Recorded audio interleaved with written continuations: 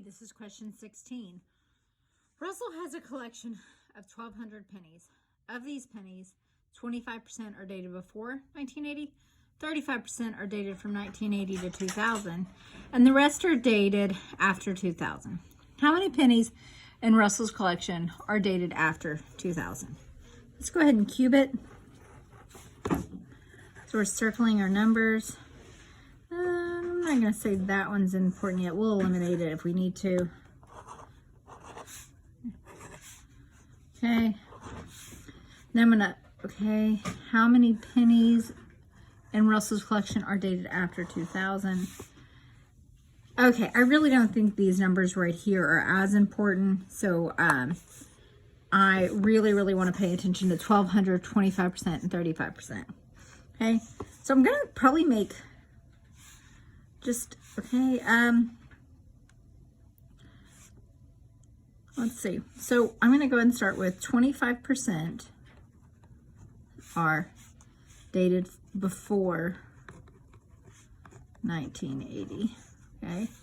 And 35% are from 80 to 2000. And all the rest are after 2000, okay? How many pennies?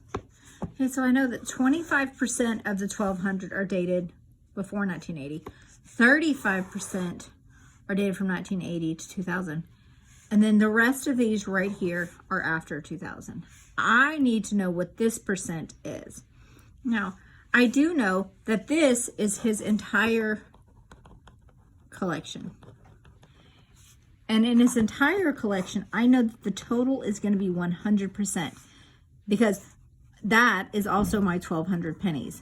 The 1,200 pennies or the 1,200 pennies is 100%. So I know that this number plus this number plus this number equals 100. So I'm going to add these two together equals 60. Okay, so 60, this is 60, so 100 minus 60 gives me 40. So this number right here is 40%. So 40% of the pennies after 2000. Okay, so now, in order to solve that, I just set up a one box. Okay, so this is my pennies after 2000, and these are my total pennies. Okay. I'm going to put, this is my percent, so this is 100%, and for my total is 1,200 pennies, so these are my pennies and my percents. Okay, now this is 40% goes here, so now all I do is solve this. So I'm going to multiply 1,200 times 40. Okay, I'm going to put those 3 zeros there, and then 12 times 4 is 48. Okay, and now that I've multiplied those two numbers, I'm going to divide that by 100. So 4,800 or 48,000 divided by 100. Going to mark out those zeros and those zeros. So it's 480. Okay, which is A. Now before I go forward, I want to make sure my answer is correct. So I'm going to set up a strip diagram to make sure this makes sense. 0 to 100%, and then 0 to 1,200. Okay, I always like to go with halves and quarters in my strip diagram. So if this is 50%, okay, what is half of 1,200? That's 600.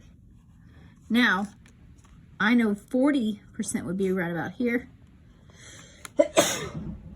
Okay, now would 480 reasonably be here? Yes, this is a reasonable answer. So the correct answer was A.